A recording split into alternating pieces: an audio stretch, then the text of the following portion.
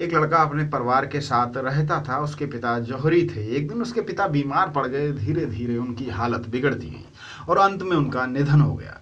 पिता के निधन के बाद परिवार पर आर्थिक संकट आ गया। ऐसे में माँ ने घर चलाने के लिए बेटे को अपना एक कीमती हार दिया और कहा कि इसे अपनी चाचा की दुकान पर दिखा देना।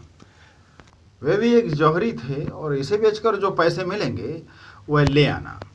लड़के ने अपने चाचा को जब ये हार दिखाया तो चाचा ने हार को अच्छे से देखा और कहा कि अभी बाजार बहुत मंदा है, इसे थोड़ा रुक कर बेचना तो अच्छे दाम मिल जाएंगे।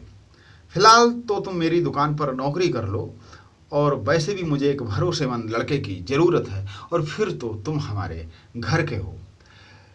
दूसरे दिन से वो दुकान पर काम सीखने लगा और वहाँ उसे हीरो व रत्नों की फ़र्क का काम सिखाया गया। जब उस लड़के के घर में आर्थिक समस्या नहीं रही, धीरे धीरे हीरो व रत्नों की परख में उसका यश दूर दराज के शहरों तक फैलने लगा। दूर दूर से लोग उसके पास गहनों की परख करवाने आने लगे। एक बार उसके चाचा ने उसको बुलाया और कहा कि जो हार तुम बेचना चाहते थे उसे अब ले आओ।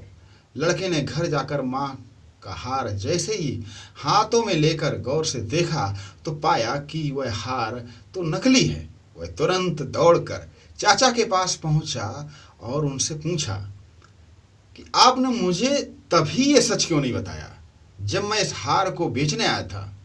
इस पर चाचा ने कहा, अगर मैं तुम्हें उस समय सच बताता तो तुम्हें लगता कि संकट की घड़ी में चाचा भी तुम्हारे कीमती हार को नकली बता रहे और तुम्हें मुझ पर यकीन नहीं होता।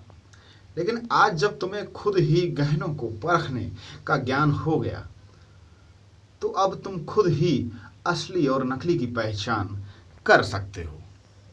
साथियों, इस कहानी से हमें एक ये भी सीख मिलती है कि कुछ फैसले जल्दबाजी में नहीं लिए जाते हैं और जो सच थोड़ा अप्रिय हो, कड़वा हो, उसे थोड़े समय के लिए टाल दिया जाए तो कुछ बेहतर होता है।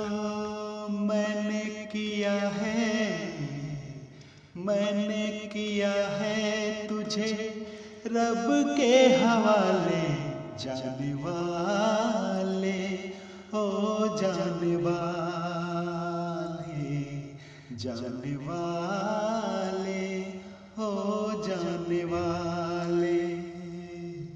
तेरा अल्लाह मेहरबान, तेरा